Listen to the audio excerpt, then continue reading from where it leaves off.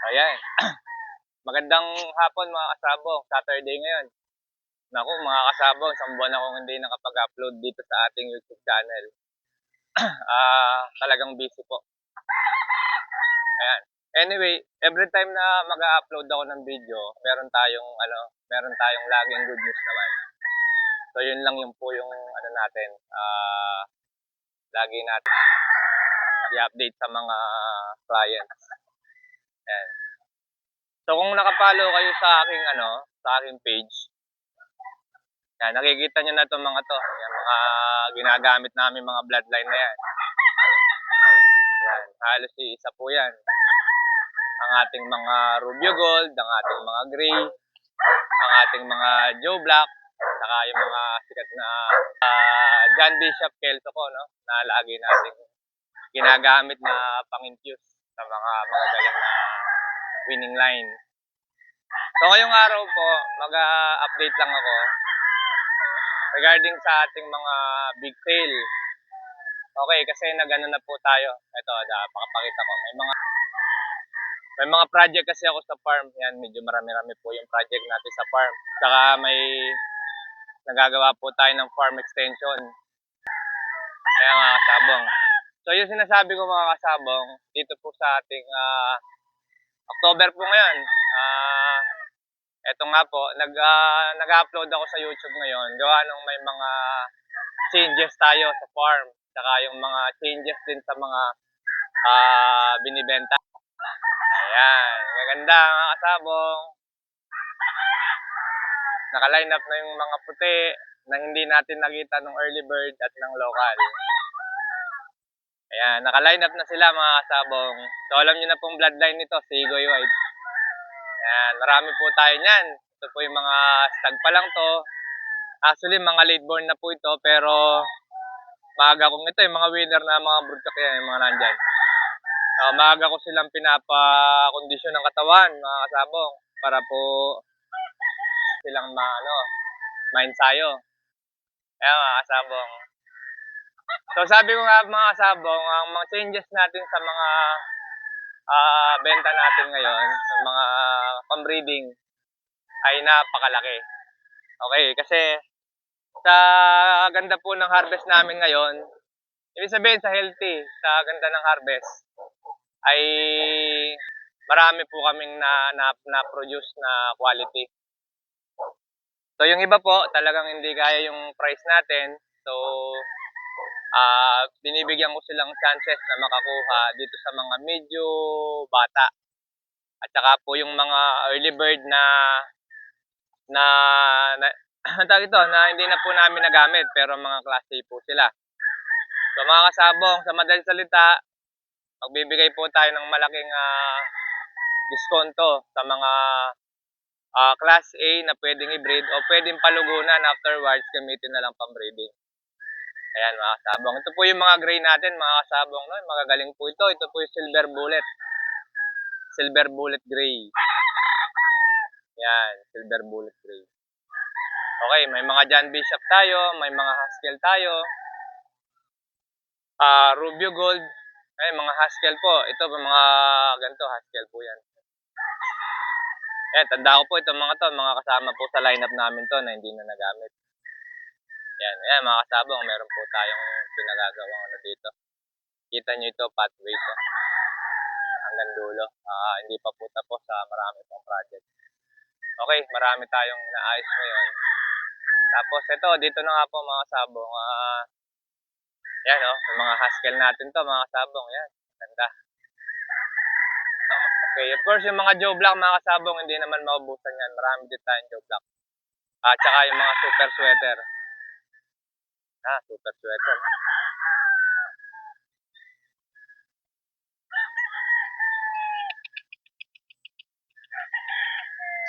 Yan. Okay. Ayan, marami pa rin puti dito. Ito yung mga late born. Ang mga puti na andito sila sa late born. Saka yung mga gold yan, dami pa oh. Puro puti ito naka-line up nito. Isang line up pala ito ng mga puti. Sigoy. Okay, yan, mga Euron Lemon yan. Magaling po ito. Isang araw, may kliyente tayo. Mga lemon po yung ginawa, Euron. Okay. Ayan.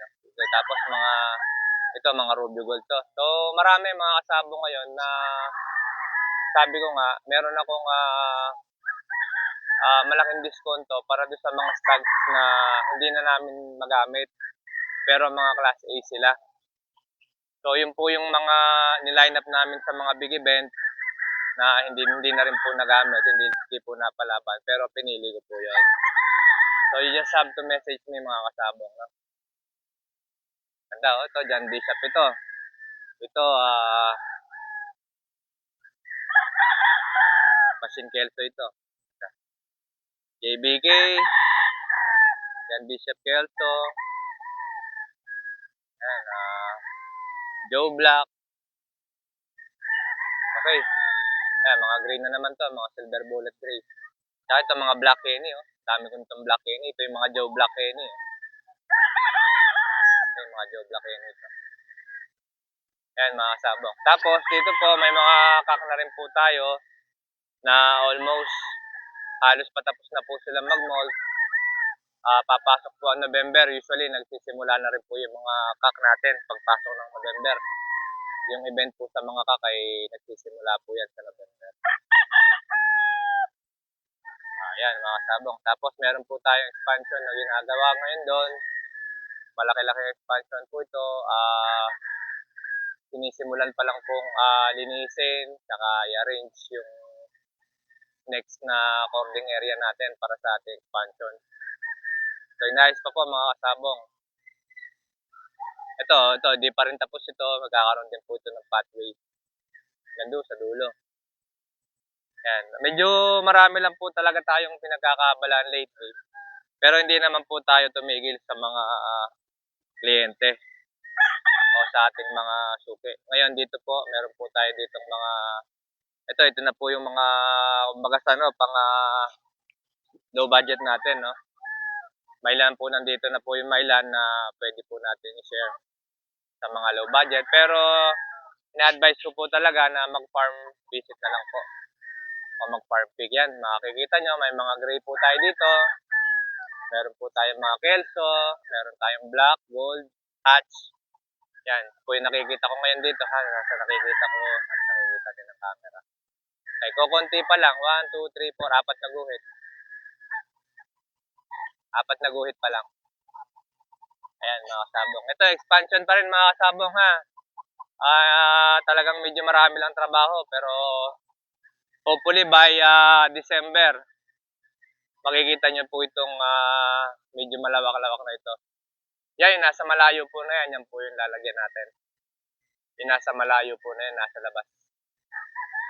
So, medyo malawak po yan. Tapos dito po, malaking bakante pa dito. Pupunin naman natin ang mga ganito, ang mga 3x3. Ito mga kasabong. Itong mga 3x3 natin na ito.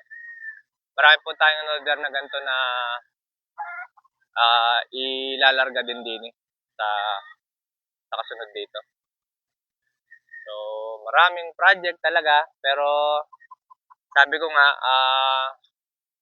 sa tuwing magbablog ako, lagi naman po ako may good news sa mga hello. Lagi naman po ako may good news sa ating mga kliyente.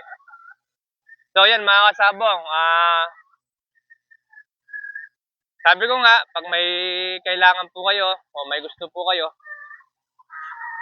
wag po kayong mahihiyang mag-PM sa akin. Kahit po low budget kayo kasi yung po mga blemish namin, mga derby winner, pinagagawa na ngayon dito. Talaga pong pagka po may konting balda po siya, hindi na po namin magamit sa laban, pero pwede pang i-breeding, nakukuha na po kayo ng kliyente. Kailangan nakapalo po kayo sa page namin, Coreline Game Farm. Dahil doon ko po ina-upload ang mga affordable o yung mga pang-breeding nating abot kaya ng ating mga suki. Ayan mga kasabong, ako naman po sa sobrang busy ko, sobrang dami po ng taong kausap ko, tinatry ko pong makausap naman lahat na nag-inquire o ma-reply naman lahat na nag-inquire. Ayan mga kasabong ha. Tapos sa mga bloodline, marami po tayong, meron tayong bago ngayon mga kasabong ha, yung pumbulik. Yan. Sinubukan ko muna, super na, nanalo na, magaling. Nakakita na naman ako ng bagong galaw na hindi ko nakikita sa mga naunang dinevelop kong mga bloodline. So yung bulig natin, napakatalino. Sobra. Meron po siyang side step. Literal side step. Pag umangat ang kalaban, literal side step. Liko, tira. Magaling po. Ngayon ay pinararami na natin. Of course, yung ating first batch, kailangan, sabi ko nga, subukan muna. Yung pangalawa nating gagawin po, ito po. Okay, breeding pen Roman numeral number 3. Ito po, nandito tayo sa mga breeding pen. Mga breeding pen din po ito, ang ganda. Okay, ito po yung breeding pen Roman numeral number 3. Kung tawagin namin dito. Okay, mga bulig po lahat ito na mga pulet. Yan. Okay, ang ating kinabit na broodtag po dito ay isang silver bullet. Okay, silver bullet gray or silver bullet kanaway. Ayan, meron po siyang kasama ditong 11 bulik. Okay mga kasabong, ito po yung first batch na ilalabas ko for 2025. Okay, crosses po ito kasi ito po yung gagamitin natin. Susubukan natin ulit sa Manila Arena. Okay, yung patapos po ng isang buwan, ipapupuro ko po ito sa bulik dahil yung pong ating broodtag na gagamitin dito ay walang iba kundi yung nanalo na napanood, nasaksihan ng mga followers ko sa probably sa page. So, pinagagaling-galing po muna namin ng konti sugat niya. Afterwards ay sasalang na po dito. Okay, mga sabong, ang silver bullet gray na ito na white leg ay ang pinakamagaling sa lahat ng silver bullet gray kanaway. The best. Materialist ko talaga ito. Kaya siya sinalang ko sa bulig. Dahil hindi ako mahilig sa mga allergic ako sa mga mahihinang manok. Ayan mga kasabo. Naniniwala ako na isang breeding material o isang broodcock kailangan laging magaling. Hindi ako naniniwala na porket magkapatid sila o magkapares ng marking o mapares ang pinanggalingan ng breeding pen ay parehas ang resulta. So ako po, individually, ang selection ko dito ay laging individually. Kung ano po yung galaw ng isang linyada ko, kung bakit siya nagpapanalo, patuwing kukuha po ako ng materialis niya o pipili ako ng isang ibibreed ko, every now and then, every year, lagi pong hinahanap ko yung galaw ng original na nagbibigay sa atin ng napakaraming panalo. Okay, remember mga kasabong sabi ko nga po, namamana po yan. So, sabi nga po, hindi porket magkapatid, binread mo, dahil parehas ang marking, ganyan-ganyan, ay parehas na resulta. Kasi kapag bulok ang binread nyo, bulok din po resulta niyan.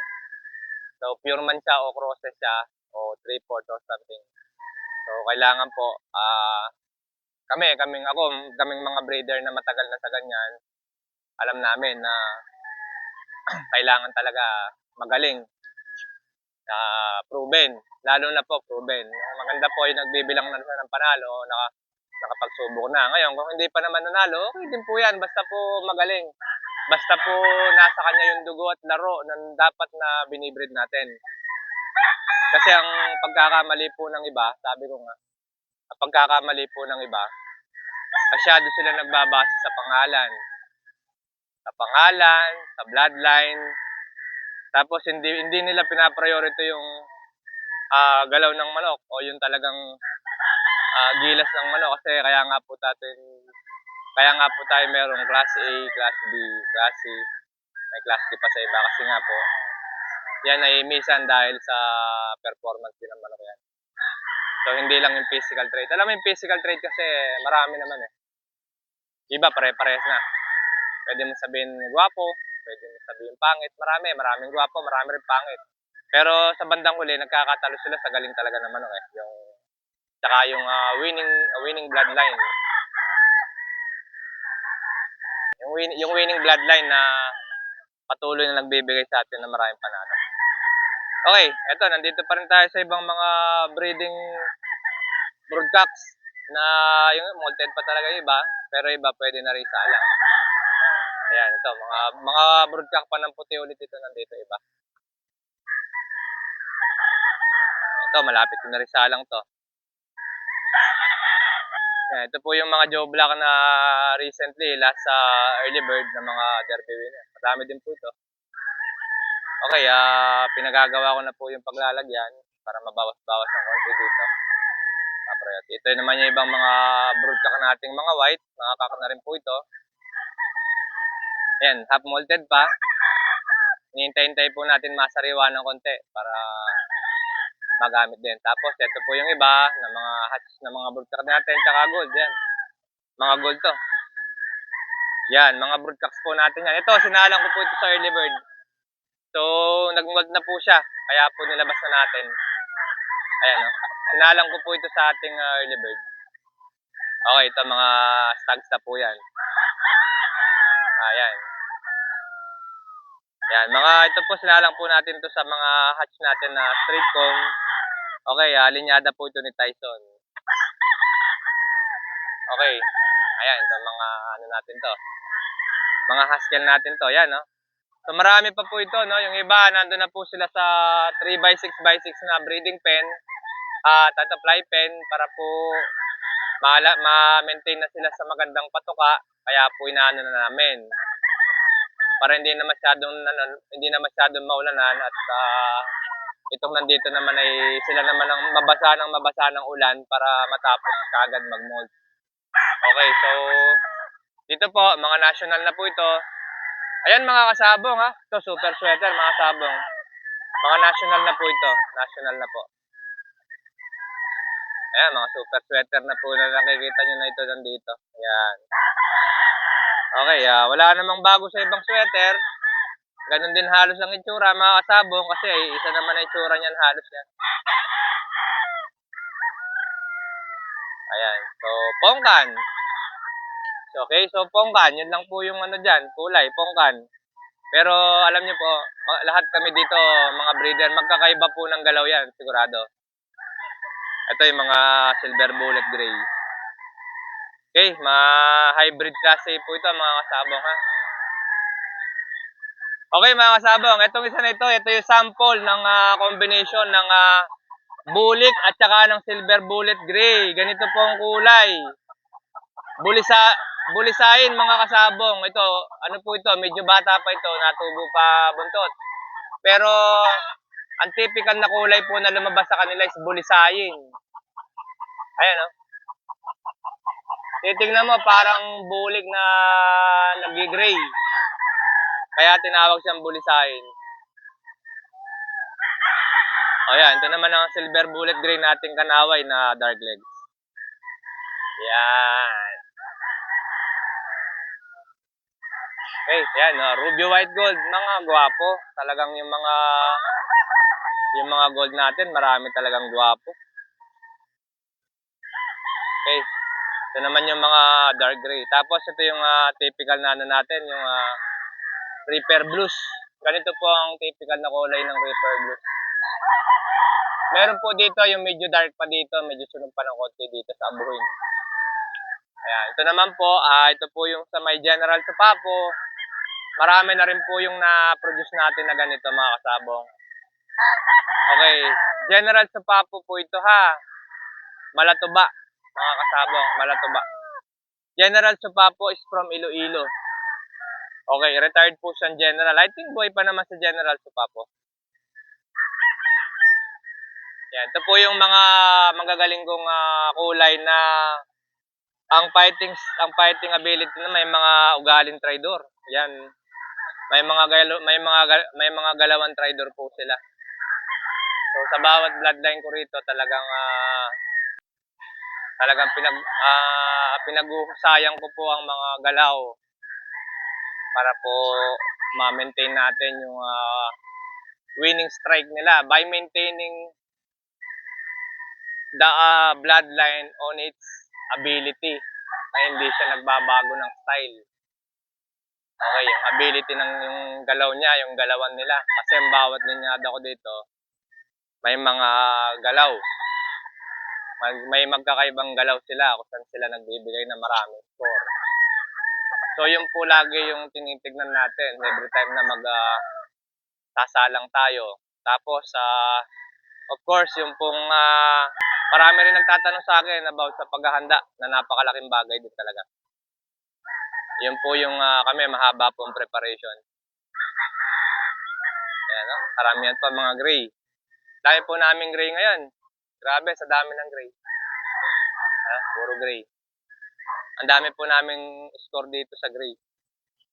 Talagang gaganda po ng performance. Okay, yung black naman, halos paubos na po kasi early bird sila madami yan. Kagaya po ito.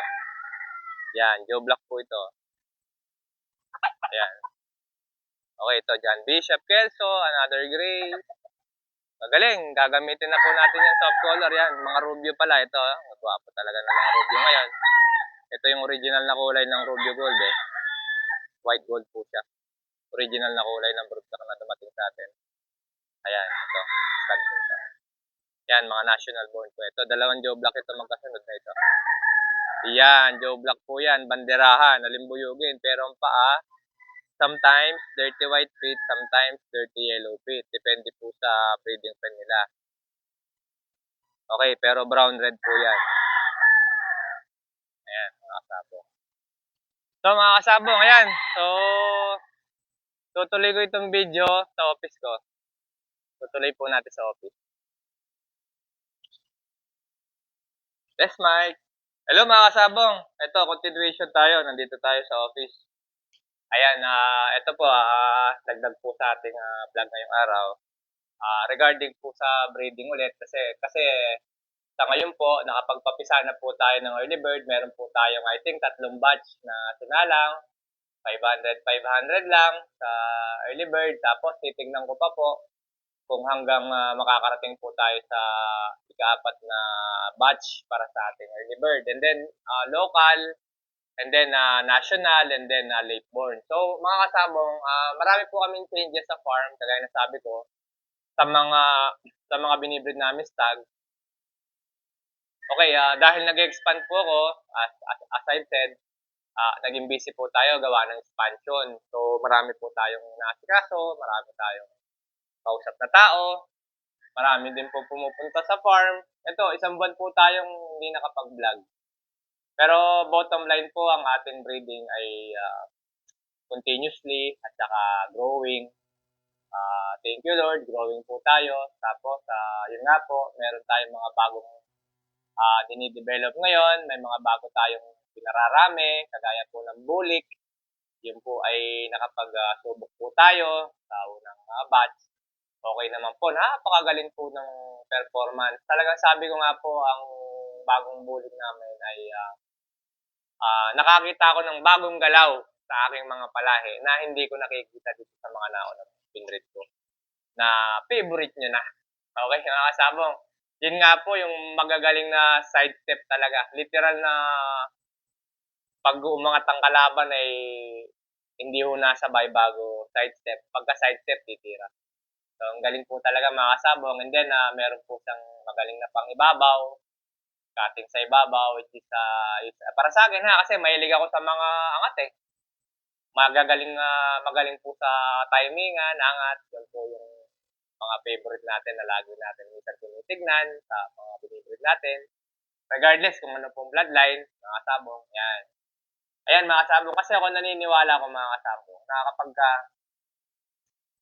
nandun ka sa individual selection, talagang mamamana po yung galing po ng napipili natin na sinasalang. So, eventually po, pagdating ng time, sila po magbibigay ng maraming panalo. Kung nagkaroon man po tayo ng broodcock na multiple winner, sobrang dami panalo.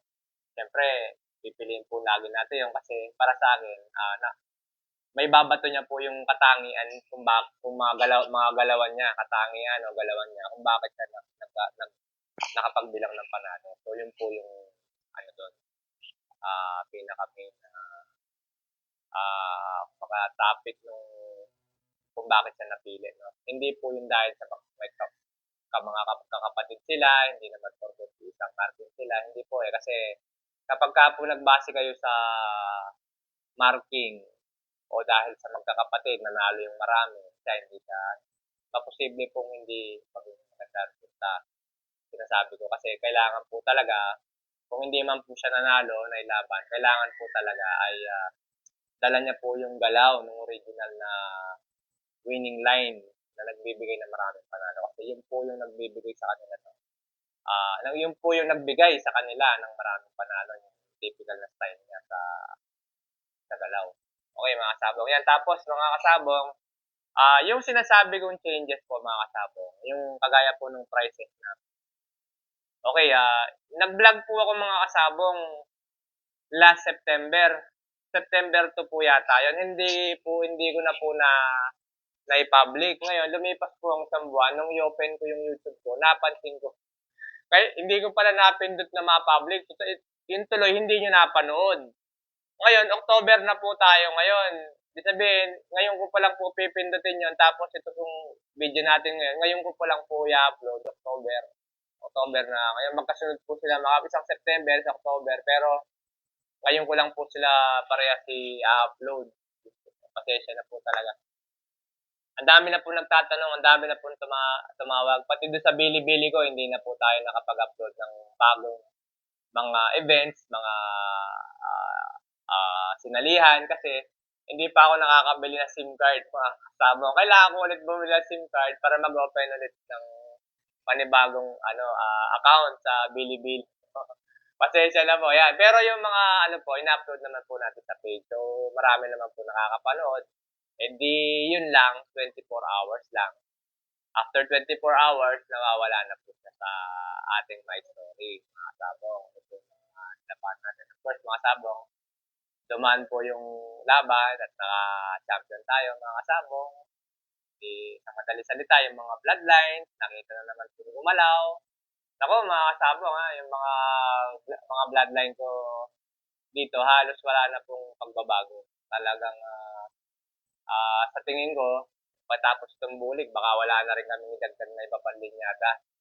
So, nandun na po tayo sa mga bloodlines natin na mini-maintain at pinagagalit ko na lang talo pa para po maging consistent po sila sa mga business. Kaya mga sabi. Tapos, sabi ko nga po, marami pong available ngayon, mga sabi.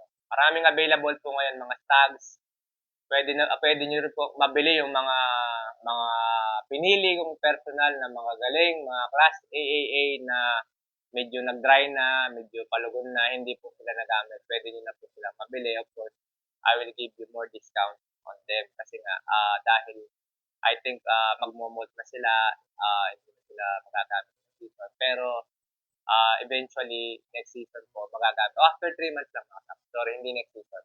Kung hindi naman kayo kasi kami kasi kami, nasunod kami sa previous season, nagpapabanded ako eh. Yung marami naman po sa inyo na hindi po nagpapabanded sa mga nako dito, hindi naman po nagpapabanded. So, after 3 months lang po, after nilang mag-mold, magagamit nila po sila. Pero, the price of almost 50% off. Yan, mga sabong.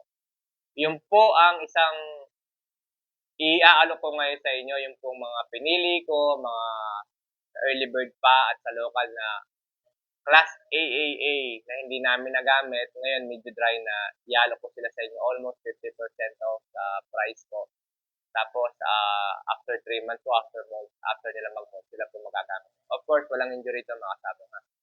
Ngayon, yung mga ibang ina-out ko ngayon na pinagagawa, ito po yung mga blemish naman na mga na nakita nilang nanalo na bandang pakpak, na banda yung paa for breeding. Again, for breeding na lang sila. Hindi na sila magagamit sa mga laban. For breeding purposes na lang po sila, mga kasabong. Inaalok ko na po sila sa mga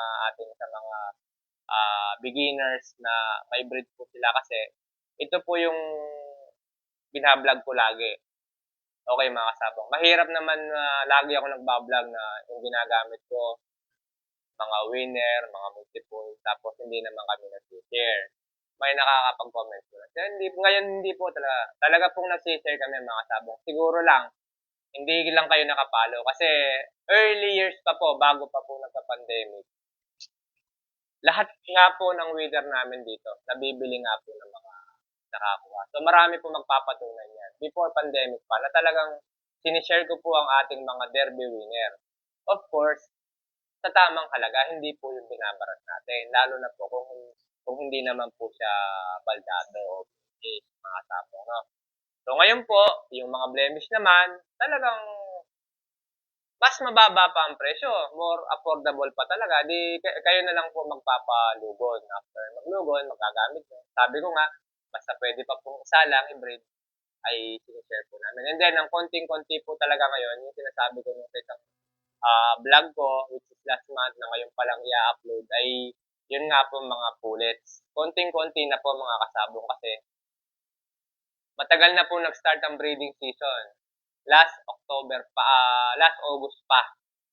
So kami po, talagang naubos na rin po. Kung meron pa pong maha-harvest din ng mga pullet sa late born, ay sobrang bata na po. Pero sa mga hindi naman po nagpapabanded, ay magagamit pa po yun. After few months lang, ay mabibreed na po sila. Kasabay na po itong mga blemish natin ng mga derby winners na for breeding purposes na lang sila. Yan mga kasabong. Tapos sabi ko nga, welcome po lahat ng gustong bumili sa mga process namin na stags. Welcome po sa farm. Pwede rin po kayo mag-PM dahil pwede ko rin po kayong personal na ipili. Ayan mga kasabong. Okay, so wag po kayo mahiya. Yung page ko po, sabi ko nga sa inyo, mag-follow lang po kayo sa page ko kasi nandun po lagi yung upload natin ng mga updates, which is important. Susunod na vlog ko mga kasabong, i-upload ko po ang mga breeding pen namin. Ayan. Aba, local na po ito makikita nyo pero ay papakita ko po kahit yung mga nandito pa na nakasalang na early bird ay sinalang na sila. Up to now, nakasalang pa rin sila. Ibig sabihin, sila po yung producer natin for the year 2025 na mga pinuproduce natin, mga stags, mga hybrid, at saka mga two-way crosses. Tapos mga kasabong, pinag-iisipan ko na po yung pahulugan system. So, kailangan ko lang pong kumprontahin muna o tanungin tong mga kaibigan natin, kagaya po nila Junpe, at saka nila Sabong Pinas, kung paano po yung ginagawa nilang pahulugan system. So, mga kaibigan ko rin po ito, mga kasabong. Wala po kaming, dito po sa amin, sa mga breeder na kagaya ko, hindi po tayo nakikipagkompetensya sa kanila. O hindi rin po tayo nakikipagkompetensya sa mas matatanda sa atin. Bagkus, nagiging kaibigan po natin sila in many ways. So, lahat naman po kami, may mga kanya-kanyang bloodline, may kanya-kanyang diskarte sa breeding. Kung saan tayo magaling, doon tayo. Kung saan tayo sumisikot, saan tayo nagpapanalo, kung saan tayo nakakakuha ng ganyang karaming trophy, doon tayo nag-maintain sa ating sariling pamamaraan. Tapos kung saan sila magaling, doon din sila. Ngayon, pag may mapupulot po tayo sa kanila, sa mga mas matatanda po sa ating trader, o sa mas magagaling po, siyempre, na-appreciate po natin yun. At saka, it never ends po talaga yung learning. So, kung sila naman, may napupulot sila sa atin, edi, maraming salamat at siyempre, thankful tayo at kahit pa paano, mayroon din silang napupulot sa atin, sa ating pag-breeding. O sa kung ano man, marami po, hindi lang breeding maraming aspeto po yung pag-aalaga ng manok, no? Okay, mga kasabong, isa lang po lagi dito hindi namin tinotolerate. Yun po yung pagloloko sa mga kliyente na dinadaan po sa pagbablog. So, marami mga kasabong pakinggan, nakakalungkot isipin na may mga iba talaga dahil sa pagbablog, medyo marami silang naboboladas Tapos, ginagawa pong yung pagbablog para makabenta ng manok. Tapos, eventually, yung mga manok na binibenta po, alam niyo na mga kasabong, pwede natin sabihin reject ko o dahil sa pagbablog, nakabili ka ngayon.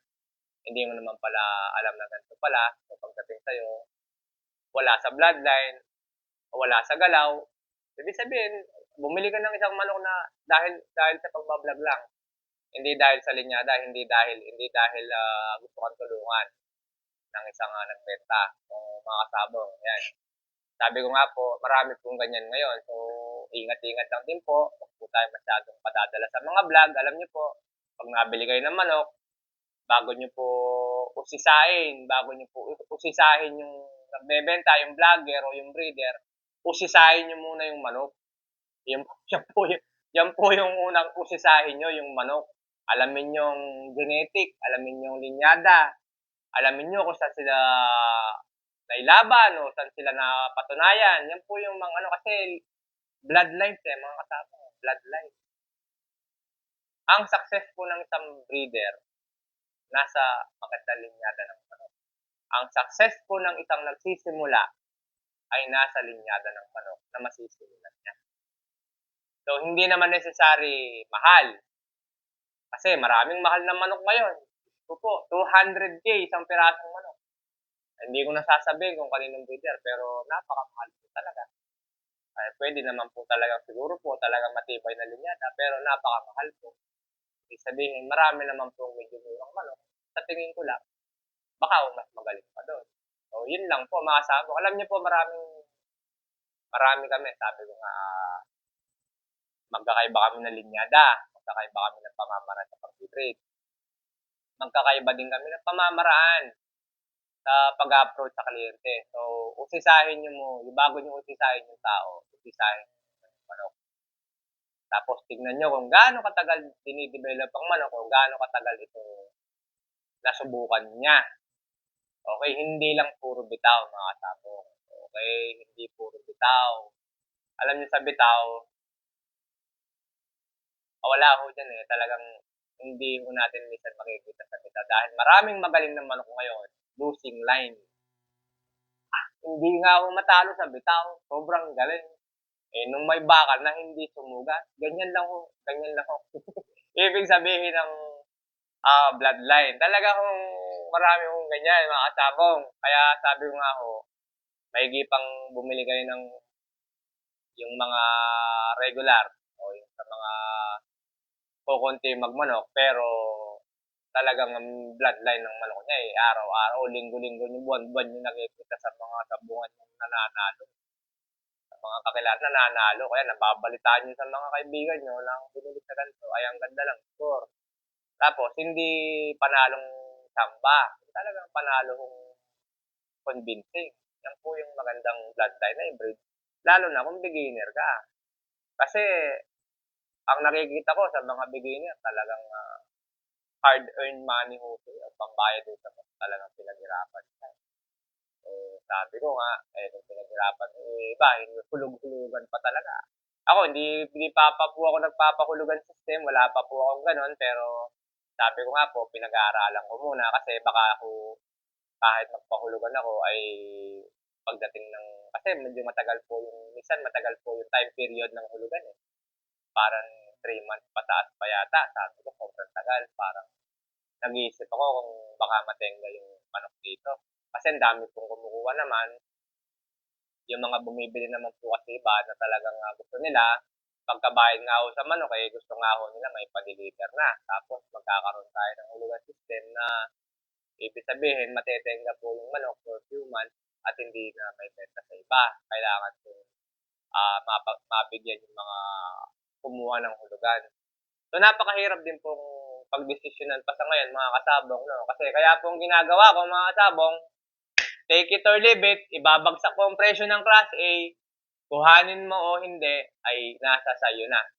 So, kagaya po nito, yung sinasabi ko, nagre-release po kami ng mga Derby winner, blemish, na pwedeng for breeding purposes na lang po sila.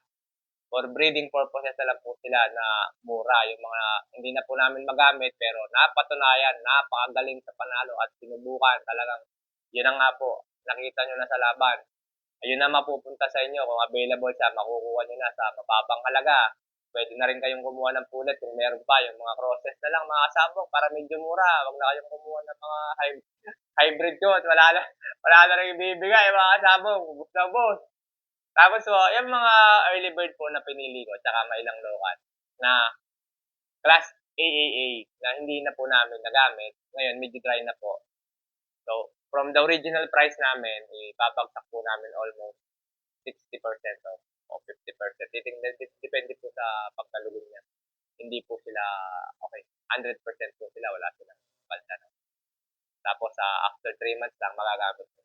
Ayan, mga sabong. The best that I can offer para sa mga willing maghintay. Tapos, sa sisiw naman po, yan, may available na rin po tayo mga sisiw, mga sabong. Mga 1 week old po yun.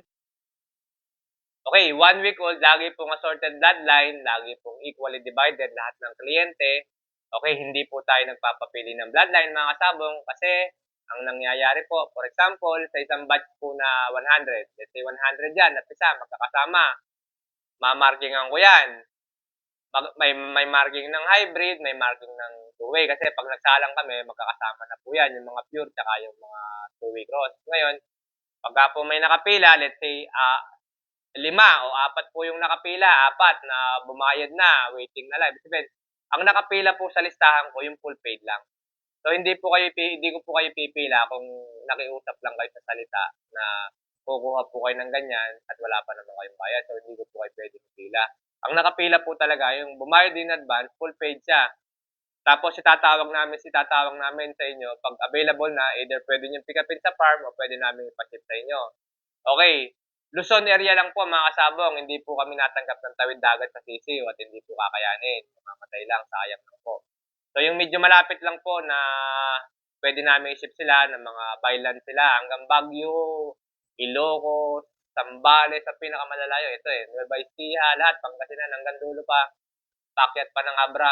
Kaya po yan. Pera lang po yung mga tawid dagat na ilang araw bago po ma-receive, no?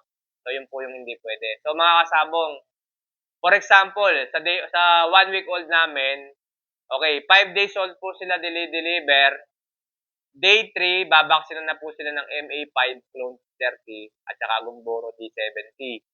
Okay, day 5 po, pag malakas na sila, day 5, nire-release na namin o for shipping na sila o for pick up na sila sa farm. Ngayon, for example po, sa isang daang magkakasama sa isang batch, meron pong 4 na kliyente na maghahati doon. Yung markings po, yung bloodline, dinidivide ko na po equally sa 4. So, para po mabigyan lahat. Hindi po talaga pwedeng pumili ng bloodline. Tapos po, swertihan po yun sa gender, sa male at female, tsaka yung process at pure, meron po lagi doon. Lagi naman po meron doon. Halos 50-50 po ang breed namin. Marami po pure, marami rin two-way. Ngayon, kung bakit po hindi pwedeng pumili ng bloodline, ganito po yan, simple lang. Kung yung 4 po na nakapila na yon, unang bumayad, ibig sabihin, kung huli kang bumayad, kawawa ka kung nagpapapili ako ng bloodline. Kasi kung huli kang bumayad, sa malaman sa hindi, ang mapupunta sa'yo, yung pinagpilian ng unang bumayad o naunang bumayad sa'yo o yung talagang nauna sa'yo sa pila. Kasi hindi naman po pwede mag-shortcut yung huling bumayad Pero mabibigyan po lahat. Once na bumayad naman po kayo sa sisiw namin, sa mga in-order niyo sisiw, kahit po anong mangyari, may di-deliver at may di-deliver po yung order mo. Lalo na po doon sa mga nagpapabanded din na marami pong order.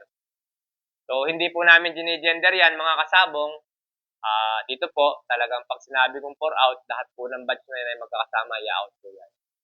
Okay, mga sabong, for sharing po sila. Sa ngayon po, may nakapila na po, may mga paid na po tayo. One of these days, this coming week, makikita nyo, ipopost na natin, i-deliver na po yung mga order ng mga sisiw. So, 1 week old po yun. So, mga sabong, nandyan na po, kumpletong bloodline po yan. Mga Joe Black, Haskell, Tigoy White, John Bishop Kelso, Rubio Gold, Silver Bullet Gray, okay, Reaper Blues. Yan po, magkakaroon na rin po tayo ng bulik soon. Ayan, mga sabong, magkakaroon tayo ng bulik soon. Super sweater. Yan, kukunti po yung mga pula natin. Halos mga color po, halos delivered natin ngayon, mga sabong. Ayan, mga sabong, Euron Lemon. Yan lang po halos yung ilan-ilan ng mga pula natin, mga kasabong. Tigoy White, ang dami po mga sabong yung mga color na. Kasi kilalang kilala nyo naman kami. Kami po yung defending champion, 4-time of color champion ng buong Quezon Province. So, sinisikap po natin ma-maintain yun hanggang kaya. Hanggang nagmamanok tayo, sinisikap natin ma-achieve yan taon-taon. Dahil alam nyo po, sa buong Pilipinas, marami naman po sadyang magagaling na breeder. Pero sometimes, magaling silang breeder sa lugar nila, kaya lang wala silang ma-maintain ng kahit na ano. Yung, hindi ko po nilalahat, pero marami pong ganyan na napakadaming mag-import, napakadaming mag-breed, pero hindi sila makapag-maintain ng kahit na anong pinanghahawakang titulo sa kanilang mga probinsya. Okay, so dito po, ako, nung maging of color champion tayo, hindi ko naman lubos akalain na magiging sunod-sunod ng ganun at mag-maintain ko. Tapos, nung naka-apat na po tayo, at saka ako lang naisip, naka-apat na pala ako. Wala pang nakakatatlo, nakaka-apat na po tayo. What if maging 5 pa yan? O ma-maintain ko po hanggang 10. Baka ako dumating, pag naging 10 po yan, baka po sa mga susunod na generation, wala na rin sa history ng Quezon, wala na rin po, baka ho, wala na rin makasampo na naging off-color champion ng Quezon. At baka doon na lang tayo makilala talaga, mga kasabong. Kaya po, hindi ko po pinababayaan ng mga linyada natin ng mga off-color. Of course, yung mga hindi off-color, kagaya po ng mga hatches namin, mga Euron, mga sweaters, ayan, hindi ko po pinababayaan yung mga kasabong. Dahil yan po yung mga nagpasikat sa atin. At John Bishop Kelso, yan, isa sa mga kauna-una kong linyada yan. Napakahusay po hanggang ngayon. Mini-maintain po natin ang mga winning strike nila. Okay, mga kasabong. Sa susunod na vlog ko, abangan nyo po. Papakita ko po isa-isa ang ating mga breeding pen. Okay, sana ma-upload ko po yung mga video at puro manok po itong i-upload natin na video na ito sa ating susunod na vlog. Para makita nyo naman po yung ating mga hen pulet, at saka yung mga broodstag at broodcock na, naku, kung saan po nanalo mga kasabong. Ang gagaling po sa pagkapanalo. Pagka nabanggit ko kung saan nanalo, sa Malamasay Edit, maaalala nyo. At napanood nyo na pala yung laban na andun lang po sa post natin na recently sa ating page o sa ating Bilibili ang mga naging panalo nila. So alam nyo pong kahit babae lang ang makuha nyo dito ay talagang ginto sa galing ho ng linyada sa winning line. Ayan mga kasabong, magandang gabi po. Blessed Saturday. Tomorrow, Sunday, upload ulit tayo mga kasabong. Maraming salamat po.